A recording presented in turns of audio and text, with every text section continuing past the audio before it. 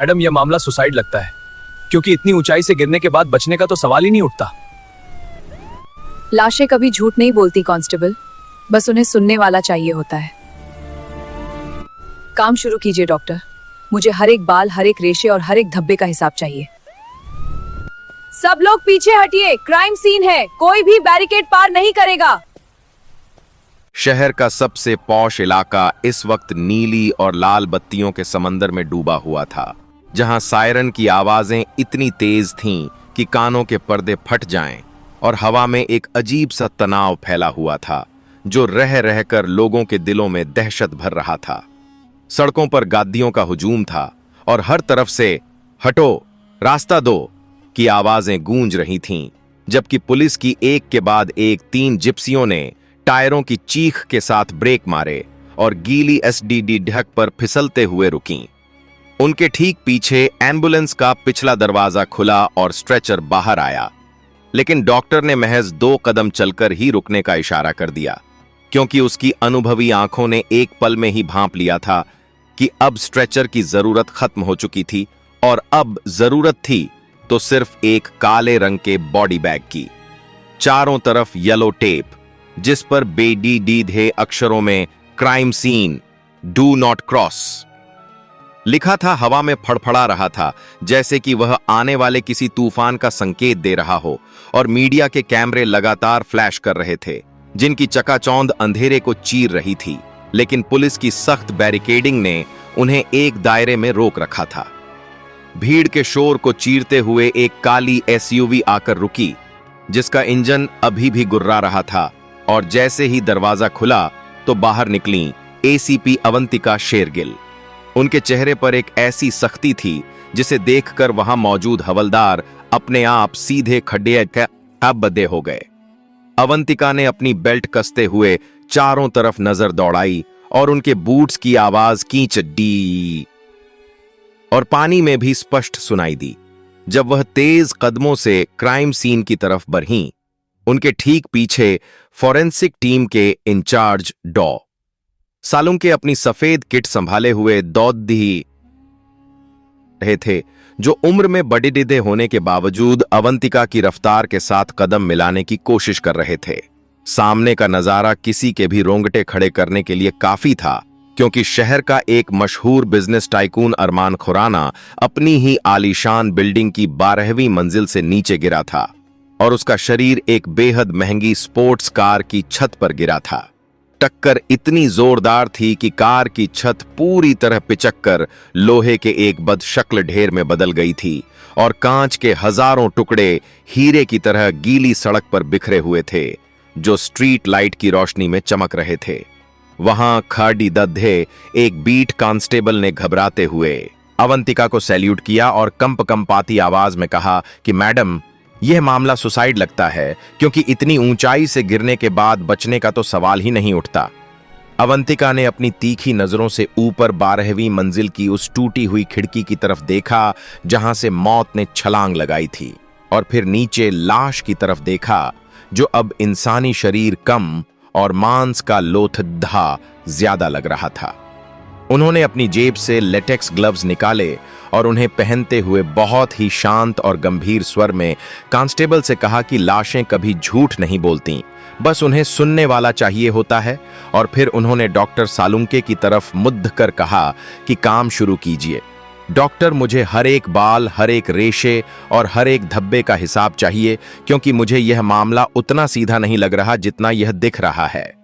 Forensic team ने लाश को चारों तरफ से घेर लिया और फ्लैश लाइट्स की चमक और तेज हो गई, जबकि पीले रंग के छोटे नंबर वाले मार्कर लाश के आसपास रखे जाने लगे। डॉ सालुंके लाश के पास घुटनों के बल बैठे और उन्होंने अपनी किट से एक यूवी लाइट निकाली, जिसे जलाकर उन्होंने अरमान के फटे हुए और खून से सने कपड़ों पर घुमाना शुरू किया। बारिश की हल्की बूंदाबांदी शुरू हो चुकी थी, जो माहौल को और भी ज्यादा रहस्यमयी बना रही थी। अचानक सालुंके की नजर किसी चीज पर टिकी और उन्होंने अवंतिका को इशारा किया। अवंतिका तुरंत नीचे झुकी और उन्होंने देखा कि अरमान की शर्ट का बटन टूटा हुआ था, जो हाथापाई का साफ संकेत था। लेकिन सबसे चौंकाने वाली बात कुछ और ही थी।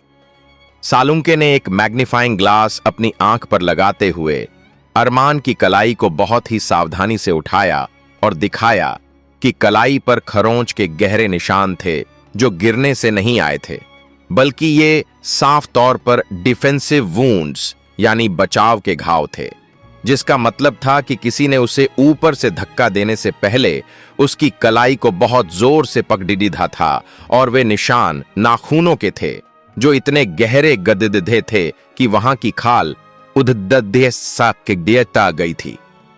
अवंतिका की आंखों में एक चमक आ गई क्योंकि अब यह साफ हो चुका था कि अरमान कूदा नहीं था बल्कि उसे मारा गया था। तभी अवंतिका की नजर कार के टूटे हुए विंडशील्ड के कांच के एक बड़े टुकड़े पर पड़ी जो खून से सना था, लेकिन उस पर एक अजीब सी चीज चमक रही थी। उन्होंने ध्यान से देखा तो पाया कि खून के छींटों के बीच कांच के एक कोने पर लिपस्टिक का हल्का सा धब्बा था जो शायद गिरने के दौरान या हाथापाई में वहां लगा होगा। अवंतिका ने तुरंत डॉक्टर को उस कांच के टुकड़े को बैग करने का आदेश दिया और कहा कि अगर कोई आदमी 12वीं मंजिल से गिरता है तो उसका खून बिखरता है, लेकिन यह लिपस्टिक का निशान चीख चीख कर बता रहा है कि गिरने से पहले या गिरते वक्त वहां ऊपर कोई महिला मौजूद थी जिसका इस मौत से गहरा ताल्लुक है। इसी बीच फॉरेंसिक टीम का एक और सदस्य दौड़ दहता हुआ आया और उसने बताया कि बॉडी के नाखूनों के अंदर उन्हें किसी और की स्किन टिश्यू यानी इंसानी खाल के कण मिले हैं, जिसका मतलब था कि मरने से पहले अरमान ने अपने कातिल को नोचा था और खुद को बचाने की आखिरी कोशिश की थी। अवंतिका ने अपनी कलाई गद्दी पर समय देखा और अपनी टीम को सचेत करते हुए कहा कि उनके पास गोल्डन ऑवर खत्म होने में अब बहुत कम वक्त बचा है और कातिल अभी भी इसी भिद्ध में हो सकता है या फिर ऊपर फ्लैट में छिपा हो सकता है, इसलिए बिना वक्त गंवाए उन्हें ऊपर चलना होगा। लिफ्ट तेजी से ऊपर की तरफ बढ़ी और जैसे ही 12वीं मंजिल पर पहुंची, अवंतिका ने अपनी सर्विस रिवॉल्वर पर हाथ रखते हुए सावधानी से कदम बढ़ाया। पेंट हाउस का दरवाजा खुला था और अंदर का नजारा बाहर की आंधी तूफान से बिल्कुल अलग था, क्योंकि वहां एसी अभी भी चल रहा था और खिड़की के पास लगे महंगे पर्दे हवा में हिल रहे थे। कमरे के बीचों बीच एक शानदार टेबल पर विस्की के 2 गिलास रखे थे, जिनमें से एक आधा भरा था और दूसरा खाली। फॉरेंसिक टीम के सदस्य तुरंत उन गिलासों पर फिंगरप्रिंट पाउडर छिड़कने लगे और कुछ ही पलों में एक ऑफिसर ने चिल्लाकर बताया कि फिंगरप्रिंट्स मैच हो गए हैं, जिसमें एक गिलास पर मरने वाले अरमान के प्रिंट्स हैं और दूसरे पर शहर की मशहूर मॉडल रिया मदान के निशान मिले हैं। अवंतिका कमरे का मुआयना करती रहीं और उनकी नजर फर्श पर गई, जहां कांच का एक भी टुकड़ा नहीं था, क्योंकि सारा कांच बाहर की तरफ गिरा था, जो इस बात का सबूत था कि खिड़की को अंदर से तोड़ा गया था। उन्होंने दीवार की तरफ इशारा किया, जहां एक बड़ा सा आईना लगा था और उसके कोने में एक बहुत ही बारीक सी नीली लाइट जल रही थी। अवंतिका के चेहरे पर एक हल्की मुस्कान आई और उन्होंने कहा कि यह एक स्मार्ट होम है और टेक्नोलॉजी कभी गवाही देने से मुकरती नहीं है, इसलिए शायद इस आईने के पीछे या आसपास कोई कैमरा छिपा हो। उनकी टीम ने तुरंत जांच की और वहां वाकई एक छिपा हुआ कैमरा मिला, जिसका फुटेज निकाला गया। वीडियो में जो दिखा वह पूरी कहानी को साफ करने के लिए काफी था, जिसमें अरमान और रिया के बीच जबरदस्त झगड़ा हो रहा था और रिया गुस्से में उसे धक्का देती है, जिससे अरमान खिड़की से टकराता है और कांच टूट जाता है। वह नीचे गिरने ही वाला होता है, लेकिन वीडियो के आखिरी कुछ सेकंड्स ने सबको चौंका दिया, क्योंकि रिया ने धक्का जरूर दिया था, लेकिन अरमान खिड़की की मुंडेर पर लटका हुआ था और वह अपनी जान बचाने के लिए संघर्ष कर रहा था। वह शायद बच भी सकता था, लेकिन तभी फ्रेम में एक तीसरा हाथ दिखाई दिया, जो किसी मर्द का हाथ था और उस हाथ ने बड़ी ही बेरहमी से अरमान की उंगलियों को मुंडेर से हटा दिया, जिसके बाद अरमान नीचे गिर गया। वह हाथ रिया का नहीं था और यह सबूत इस केस को पूरी तरह से घुमाने वाला था। अवंतिका समझ गई कि यहां एक नहीं बल्कि 2 मुजरिम मौजूद थे। नीचे एसडीडीडी छत पर एम्बुलेंस में बॉडी रखी जा रही थी और सायरन फिर से गूंजने लगे थे, जबकि रिया मदान भीड़ के बीच एक कोने में खड़ी दिद्दी रोने का नाटक कर रही थी। और उसके साथ उसका बॉयफ्रेंड और अरमान का बिजनेस पार्टनर विक्रांत उसे दिलासा दे रहा था। अवंतिका लिफ्ट से नीचे उतरी और उनके चेहरे पर अब एक शिकारी जैसा भाव था। उनके वॉकी टॉकी पर फोरेंसिक लैब से डॉ सालुंके की आवाज गूंजी, जिन्होंने बताया कि डीएनए मैच हो गया है और अरमान के नाखूनों में मिली खाल विक्रांत की ही है, इसलिए उसे किसी भी हाल में जाने नहीं देना चाहिए। अवंतिका की नजरें भिद्द में खड़दे विक्रांत पर जमी, जो रिया के कंधे पर हाथ रखे हुए था, और जैसे ही उसने अवंतिका को अपनी तरफ आते देखा और पुलिस की घेराबंदी को भांपा, उसे समझ आ गया कि उसका खेल खत्म हो चुका है।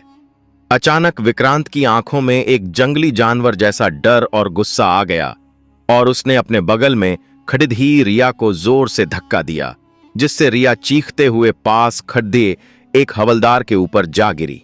इस अचानक हुई अफरा तफरी का फायदा उठाते हुए विक्रांत ने अपनी जैकेट के अंदर से एक 9 मिमी की पिस्टल निकाली और हवा में फायर कर दिया, जिसकी तेज आवाज ने वहां मौजूद हर शख्स को दहला दिया।